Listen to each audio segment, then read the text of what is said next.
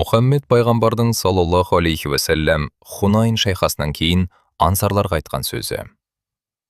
Хунайн шайқасынан кейін Алланың елшісі саллаллаху алейхи уәсәләм әскери олжаны жомарттықпен тарата бастады. Олжа өте көп еді. Оның басын бөлігін исламды жаңадан қабылдаған кешегі дұшпандарға үлестірді.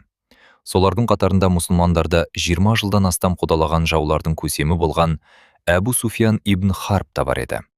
Ал ең жақын сахабалары ансарларға ештеңе тимеді. Исламды ең қиын кезеңдерде қолдағандар, онымен бірге Бәдір шайқасы, Ухуд шайқасы және Хандақ шайқасы сияқты ұрыстарға қатысқандар солар еді. Олар Меккеден қуылғанда Мәдинада паналатып, оны әйелдер мен балаларына қарағанда артық жақсы көріп қорғаған жандар болатын. Енді олжа бөлісінде оларға ештеңе тимегенде, олар бір-біріне қарап түсінбей қалды. Кейбірі Алла елшісі Меккеде қалып, меккелік мұсылмандарды разы еткісі келген болар деп ойлады. Кейбірі бөлісті әділетсіз санады. Тіпті ансарлардың беделді басшысы Саад ибн Муаз радиаллаху анху да мұның себебін ұға алмады. Барлық ансарлар өздерін көңілдері қалғандай сезінді. Бұл сыбыр Алла елшісіне жеткенде, ол дереу ансарларды жинап, басқа мұсылмандардың барлығын, тіпті мұхажирлерді де жиналыстан шығуын өтінді. Сонда ол жүректерді терең толқытқан атақты сөзін айтты. Бұл сөз ансарларды қатты тебірентіп, көздеріне жас алдырды. Жиналыстың соңында олар реніштерін ұмытып қана қоймай, өздерін жер бетіндегі ең бақытты жандардай сезінді. Олар әскери олжадан ештеңе тимегеніне толық разы болды.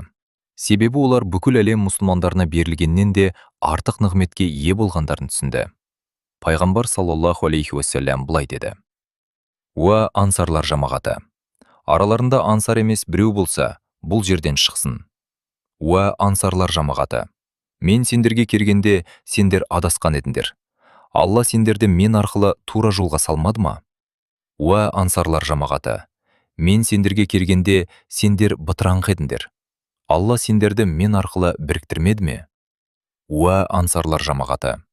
Мен сендерге келгенде сендер кедей едіңдер. Алла сендерді мен арқылы байытпады ма? Уа ансарлар жамағаты! Мен сендерге келгенде ат үстінде нық тұра алмайтын едіңдер. Алла сендерді мен арқылы күшейтіп, менімен бірге соғыспадыңдар ма? Жауап беріңдер, уа ансарлар жамағаты! Жауап беріңдер, жауап беріңдер. Егер қаласаңдар, сендер былай дер едіңдер: әрі ол айтқандарым шындық болар еді. Және де мынадай айтуға хақларым бар еді. Сен бізге қуғындалған күйде келдің, біз сені пана бердік. Сен бізге бойдақ болып келдің, біз сені үйлендірдік. Сен бізге кедей болып келдің, біз сені байыттық. Сен бізге қолдаусыз келдің, біз саған жәрдем бердік.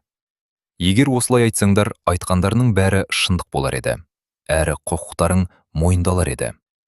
Уа ансарлар жамағаты! Сендер Алла елшісіне өткінші дүниенің бір бөлігі үшін ренжідіңдер ме? Қойлар, күйелер, сиырларды мен адамдарға олардың жүректерін исламға баулу үшін бердім. Ал сендерді имандарына тапсырдым. Мен оларға мал бердім, имандар бексін деп. Ал сендердің жүректерің иманға толы. Сендерге оны күшейтудің қажеті жоқ.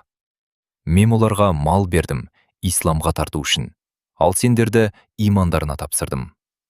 Уа ансарлар жамағаты! Олар қой, ешкі, түйе айдап кетіп, ал сендер Алла елшісін өздерімен бірге алып кететіндеріңе разы емессіңдер ме? Алла